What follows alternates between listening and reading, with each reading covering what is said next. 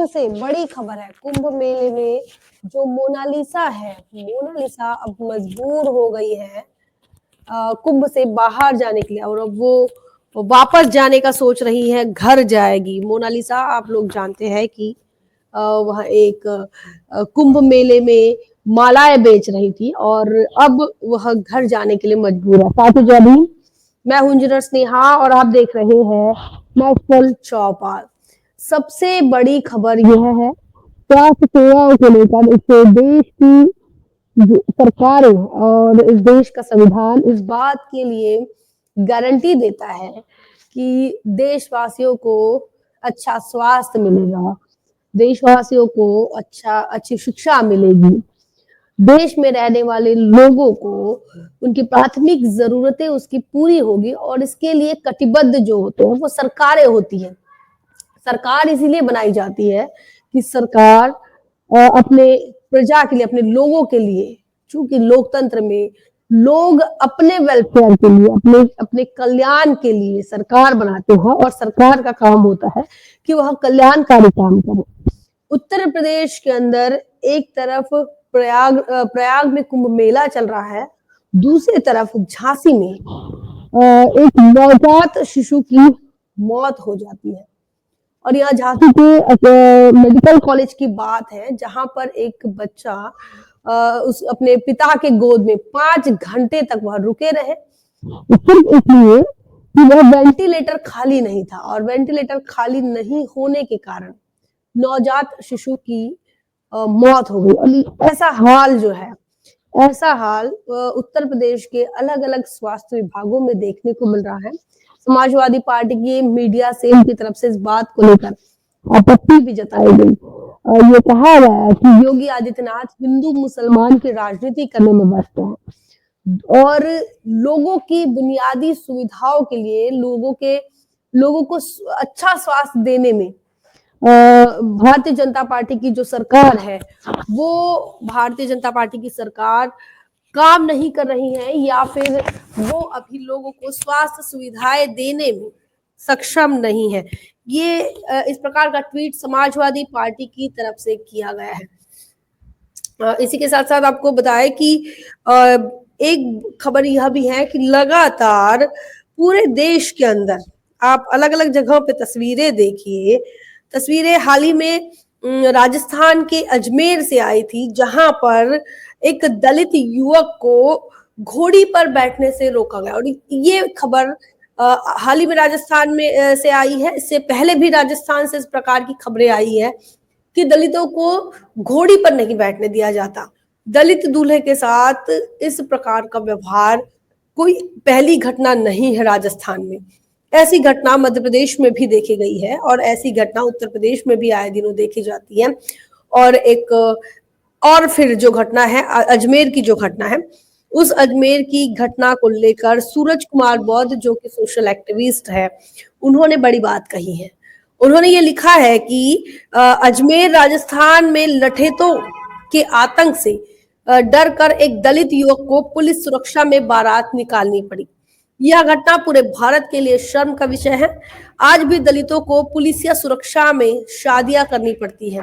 घोड़ी इनकी बहन लगती है और इसीलिए अतः दलित उन पर न चढ़े। तो इस प्रकार की बात सूरज कुमार बौद्ध कर रहे हैं। उन्होंने कहा है कि आज भी देश के अंदर भारत का संविधान लागू है, लोग अब अपने आप को सयाने समझने लगे हैं। सरकारें भी लगातार विकास का डंका बजा रही है। डिजिटलाइजेशन हो रहा है देश में और डिजिटल क्रांति हो रही है और सब कुछ अच्छा हो रहा है, ये बताया जा रहा है। लेकिन वहीं राजस्थान के अंदर से अचानक से तस्वीर आ रही है, अचानक से ये बताया जा रहा है कि दलितों को घोड़ी पर नहीं चढ़ने दिया जा रहा है। ऐसा तो कुछ नहीं है। लगातार राजस्थान से ऐसी घटनाएं सामने आई। यह अचानक ये घटना नहीं हुई। यह घटना बताती है कि जातिवादी जो सोच है, जातिवादी मानसिकता, ये आज भी लोगों के दिलो दिमाग में फिट है और कायम है। यही कारण है कि आज भी दलित दूल्हों को अपनी जो बारात है वह पुलिस कर्मियों के सुरक्षा के साथ अपनी बारात निकालना पड़ता है। और हाल ही में भी यह घटना अजमेर की हम देख पा रहे हैं। और सूरज कुमार बौद्ध ने यह भी कह दिया है कि घोड़ी जो है यह इनकी बहन लगती है। जो जातिवादी लोग हैं उन पर यह तंज कस रहे हैं, और उन्होंने ये कहा है कि दलित घोड़ी ना चढ़े। तो इस प्रकार की बात सूरज कुमार बौद्ध के हवाले से की जा रही है। इसी के साथ साथ आपको बताया कि पूरे उत्तर प्रदेश में और पूरे देश के अंदर बहुजन समाज पार्टी जो है वो अपने कैडर को लेकर लगातार काम कर रही है। बहुजन समाज पार्टी के उत्तर प्रदेश के प्रदेश अध्यक्ष श्री विश्वनाथ पाल हर दिन वह अपना कैडर ले रहे हैं, कैडर कैंप ले रहे हैं। और आज की तारीख है 24 जनवरी 2025 को माफ कीजिए 2025 को जनपद प्रतापगढ़ के विधानसभा रानीगंज में सेक्टर पूरे गोलिया में बहुजन समाज पार्टी का कैडर कैंप आयोजित हुआ और संपन्न हुआ।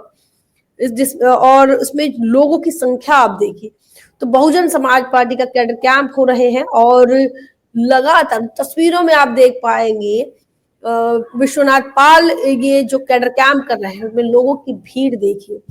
तो लगातार लोगों की भीड़ उमड़ रही है बहुजन समाज पार्टी के कैडर कैंप में, और लोग अब बदलाव चाहते हैं। वह बदलाव वोट बैंक में तब्दील होना बहुत जरूरी है, जिसके लिए लगातार बहुजन समाज पार्टी जो है वो प्रयास कर रही है, काम कर रही है।